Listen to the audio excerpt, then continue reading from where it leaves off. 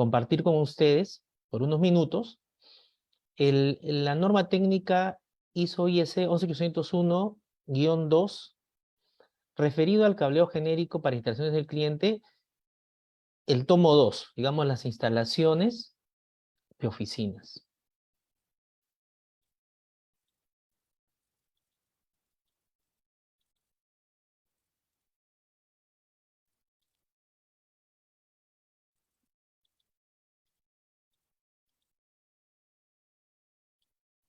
Ok. Primero, esta norma es una adopción de la norma internacional ISO/IEC 11801 que está compuesta por varias normas, los cuales conforman un portafolio normativo referido a las instalaciones del cableado físico que utilizamos en la casa, en las oficinas, en las industrias, hospitales, etc. En esta lámina apreciamos, por ejemplo, el estándar 11801-1, que ya anteriormente se ha presentado, que corresponde al cableado genérico, la definición de las clases, las categorías, la topología. Luego tenemos los estándares o normas referidos a aplicaciones específicas de acuerdo a edificación. Por ejemplo, el que vamos a hablar es el 11601-2, que se refiere a cableado estructurado de oficinas comerciales. Y luego tenemos el -3, 4, 5 y 6, que se refieren, por ejemplo, a ambientes industriales, a residencias, a casas. Cableado estructurado residencial, ¿no? Cableado estructurado para data centers, cableado estructurado para sistemas de control, ¿no?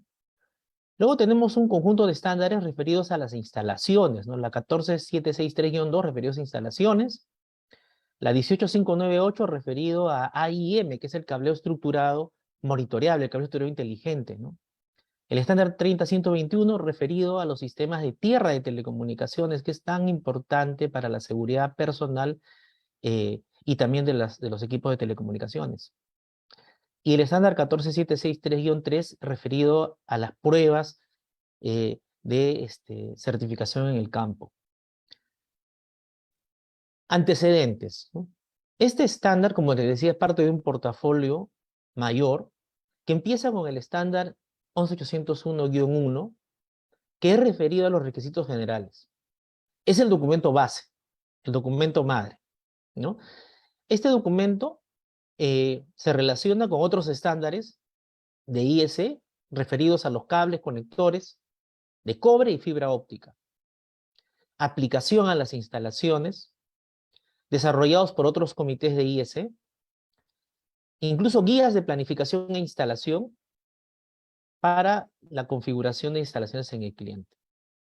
En esta norma, la 11801-1, se especifica, por ejemplo, cuáles son los canales de cableado y enlaces, las clases A, B, C, D, E, A, F, FA, 1 y 2 en romanos, que tienen que ver con la capacidad de transmisión. Nosotros en las oficinas utilizamos arquitecturas de red local que viajan a diferentes velocidades. El clásico histórico Fast Ethernet, Gigabit Ethernet, 10 gigas. Hoy en día la tecnología pues permite que hayan canales de transmisión a 40 gigas, a 100 gigas, a 400 gigas, a 800 gigas, a 1.6 terabits a nivel de data centers. Bueno, en el estándar ISO, lo que se establece son clases para los cables, o sea, la parte física. ¿Qué capacidad de transmisión tiene ese cable y qué velocidades de red puede soportar? Se establecen los requerimientos para justamente las aplicaciones puedan ser utilizadas a través de estos cables y con proyección de crecimiento, ¿no? Se especifica también los canales de fibra óptica y sus requisitos, los componentes para garantizar el rendimiento de todo el enlace de los canales. Este cuadro muestra la relación de las clases con las frecuencias. Bueno, hay clases que ya son pasadas, que hoy en día ya no nos interesaría mucho, ¿no? Digamos, de la clase A a la D, ya las aplicaciones modernas serían inviables funcionar, ¿no? A partir de la clase EA quizás en adelante, EA por ejemplo, la clase EA soporta hasta 500 MHz de capacidad de transmisión, o la clase F, 600, FA, 1000 MHz, y la clase 1 y 2 en romanos hasta 2000 MHz de capacidad de transmisión. Y, lógicamente, eh, los fabricantes de los equipos de comunicaciones, llámese switches, routers, tarjetas de red, de cableado, los especifican para una determinada velocidad, pero para ello requieren de conectores y cables que puedan funcionar y soportar esa capacidad. Eso es en cuanto al canal, ¿no? El canal, ¿qué significa? El canal significa todo el recorrido que va desde el equipo de networking, llámese switch, hasta el equipo del usuario en el área de trabajo, llámese una PC o una laptop. Entonces, todo eso es el canal. Pero dentro del canal están los cables, están los patch panel o los paneles de conexión, están los telecommunication outlets o salidas de telecomunicaciones, están los patch cords o cordones de conexión, ¿no? Cada uno de esos componentes, el estándar los define por categorías. Entonces, aquí también hay categorías ya más obsoletas, ¿no? que para aplicaciones modernas no serían, digamos, muy recomendables considerarlas en un proyecto, pero quizás a partir de la categoría 6A, que soporta 500 MHz, 7600, 7A, 1000 MHz, 8.1, la categoría 8, 8.1, 2000 MHz y 8.2, también 2000 MHz, son las categorías que presenta este estándar. En cuanto a los tipos de fibra óptica, que clásicamente se hablaba de la fibra multimodo y la fibra monomodo, en el estándar hace una segregación y establece al nivel de multimodo, por ejemplo, ya a partir de la fibra OM3, optimizada para láser, la OM4 y la OM5. Y para las categorías o clases de fibra monomodo, la fibra OS1 para comunicación serial y la fibra OS2 para comunicación multiplexada en el dominio de la longitud de onda. En esta norma técnica que estamos presentando, el objetivo es, partiendo de la base que presentó el estándar 11801-1, que es el fundamento, como les decía, ahí se definieron las clases, las categorías, las topologías, ¿no? Aquí ya vemos la topología, pero asociada a una infraestructura concreta que es el cableado de oficinas, ¿no? Las interfaces de salidas de telecomunicaciones, es decir, cómo llegas hasta el equipo de terminación, los requisitos y opciones de implementación. El cableado estructurado es jerárquico, ¿no? Es jerárquico, entonces la norma te plantea cómo implementar esas jerarquías, empezando del nodo principal, el distribuidor central a nivel de campus, luego a nivel de edificio, por último, a nivel de cada piso, y llegar con el cableado horizontal hasta las estaciones de trabajo. También incluye el rendimiento de los componentes y el procedimiento de pruebas para validar la performance eléctrica de cada uno de los componentes, de los cables, de las terminaciones también. La norma, y esta parte a mí me parece muy importante, establece una terminología, ¿ya? Y esto es para uniformizar los términos que utilizamos en el mercado. Porque nosotros utilizamos términos en base al aporte, digamos, de los vendors, de los proveedores, de los fabricantes, que vienen pues, de Norteamérica, de Europa, de Asia, y la terminología muchas veces corresponde a uno u otro estándar. En el caso de ISO, se utiliza la siguiente terminología. Por ejemplo, el cuarto de equipos, o equipment room en inglés, es el cuarto dedicado a alojar los equipos centrales, ¿no? Y equipos de aplicación específica, llámese servidores, llámese storage, ¿no? Sin llegar a ser un data center, el cuarto de equipos es un ambiente crítico, neurálgico, de una organización a nivel del cableo estructurado de sus edificaciones. Luego tenemos el distribuidor de piso.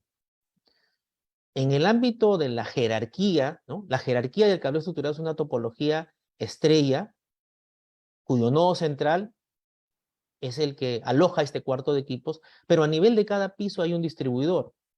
Y este distribuidor centraliza el cableado horizontal, se le llama cableado horizontal, a los cables que llegan hasta los usuarios, hasta las áreas de trabajo.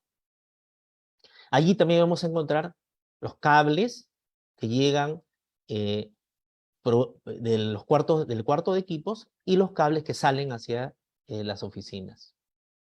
Luego tenemos el cable horizontal, que es el cable que conecta el distribuidor de cada piso al punto de consolidación, si es que hubiera, ¿no? La norma permite la existencia de un punto de consolidación, uno solo, ¿ok? Para los lugares donde se requiera cierta flexibilidad, o el cableado terminaría en la salida de telecomunicaciones o el telecommunication outlet en el área de trabajo. Luego tenemos el área de trabajo individual, que es el área de trabajo típico, ¿no? La salida de telecomunicaciones multiusuarios, que en algunos documentos se le llama MUTOA, ¿no? Que es el agrupamiento de varias salidas de telecomunicaciones en una sola ubicación. Es muy frecuente encontrar este tipo de salidas multiusuario en las oficinas abiertas Open Office, ¿no? Que se reconfiguran a través de módulos o tabiquería, ¿no? Luego tenemos el cuarto de telecomunicaciones. A diferencia del cuarto de equipos, el cuarto de telecomunicaciones es un ambiente físico para los equipos de telecomunicaciones, de networking, los switches, ¿no? Así como las terminaciones de los cables, tanto de cobre como de fibra, ¿no? Interconexiones y conexiones cruzadas. El área de trabajo es el espacio donde están los usuarios que van a tener acceso a los servicios de la red, ¿no? El usuario que quiere utilizar, enviar un correo electrónico, el usuario que quiere realizar una transacción en línea, que quiere acceder a alguna prestación de la red, necesita acceder desde el área de trabajo. ¿Cómo se conecta el usuario, ¿no? al cableado estructurado? A través del cordón del área de trabajo, ¿no? El Work Area Cord es el cordón del área de trabajo, que es el cable corto que sirve para conectar la serie de comunicaciones al equipo activo terminal. Este diagrama nos muestra los componentes partiendo del CD, que es el distribuidor de campus, que viene a ser el corazón de toda la arquitectura del cableo estructurado de la organización. Luego tenemos el cableado backbone.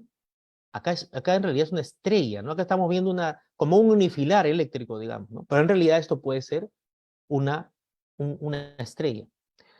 Luego tenemos en jerarquía el BD, el Building Distribution, que viene a ser el distribuidor de edificio que centraliza el cableado de cada uno de los pisos de la edificación.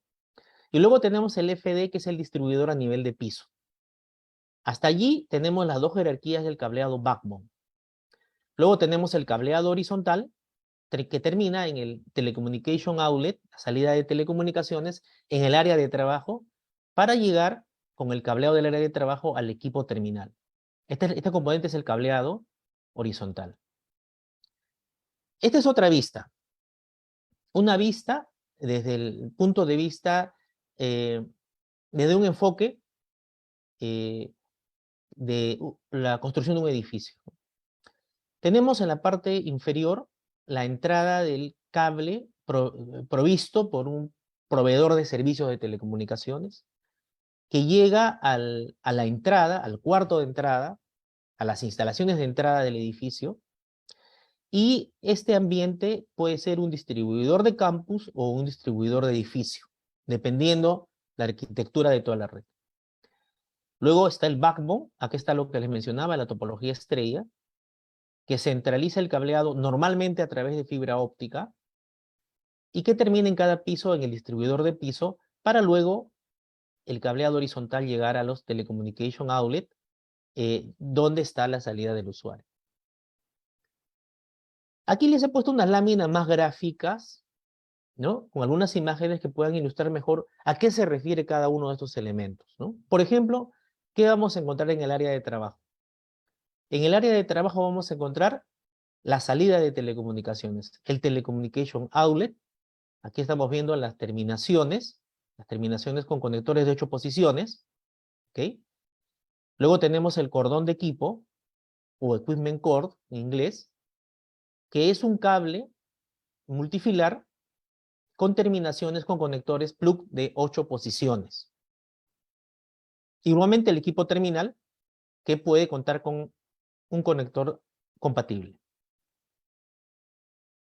El subsistema de cableado horizontal, según la norma, empieza del distribuidor de piso, y en el distribuidor de piso tenemos el panel de conexión o patch panel, el, el cordón de conexión o patch cord, ¿no? Para conectarse probablemente a un switch o a otro patch panel. Luego el cable horizontal, que puede ser un cable eh, de pares trenzados, blindado o no blindado. El punto de consolidación, que es opcional. En la imagen, por ejemplo, es un punto de consolidación que está en la parte del piso, ¿no? Pero podría estar en la parte superior también, en algún lugar, tiene que ser en algún lugar físico estable. Y luego el cableado horizontal termina en la salida del equipo en el área de trabajo. Luego tenemos el subsistema de cableado backbone del edificio interno, ¿no? Planta interna, que empieza desde el distribuidor de edificio, el building distribution, donde encontramos los distribuidores de fibra óptica y los cables jumper de fibra óptica correspondientes. El cableado backbone, que puede ser fibra óptica, y en el distribuidor de piso igualmente. Y en la jerarquía superior tenemos el cableado backbone de campus, centralizado en el distribuidor del edificio, ¿no? Acá estamos viendo solamente los componentes de cable estructurado, pero normalmente en el distribuidor de edificio, que es un equipment room, una sala de equipos, un cuarto de equipos, ahí están los equipos centrales, ¿no? Llámese switch core, ¿no? Que recibe pues el enlace de los switches de borde que se encuentran en los distribuidores de piso de la red. La norma, por ejemplo, para el caso de las salidas de telecomunicaciones, establece algunos criterios, ¿ok? Por ejemplo, indica que mínimo deben haber 2 telecommunication outlets, o sea, salidas de telecomunicaciones para un área de trabajo. La primera salida debe ser de un cable balanceado, ¿no? Típicamente se suele utilizar un cable balanceado, digamos, categoría 6A, ¿de acuerdo? Para una red de 1 giga, de 10 gigabits por segundo. Y la segunda podría ser también un conector, una terminación para cable balanceado, o podría ser fibra óptica. Hoy en día existen muchas aplicaciones que, por ser críticas, podrían ameritar fibra óptica. Por ejemplo, los sistemas de seguridad, de videovigilancia. La identificación tiene que ser permanente, ¿ok? En el caso de las salidas de telecomunicaciones se debe utilizar una rotulación, ¿no? Una identificación que permita, en el caso de una avería o de un incidente, que el personal de soporte pueda rápidamente acceder a qué distribuidor se encuentra conectado, a qué equipo, para poder resolver rápidamente, ya que cada vez los usuarios dependemos más de los equipos digitales. Entonces la atención a los incidentes debe ser rápida. Si es que se cumple con la norma apropiadamente, de seguro el tiempo de recuperación ante fallos va a disminuir. Estas son unas imágenes del Telecommunication Outlet multiusuario, que es una salida, en este caso una cajita, donde vas a poner los conectores, ¿no? Hasta 12 conectores, que pueden ser de 8 posiciones. Y acá vemos una imagen de lo que podría ser un punto de consolidación.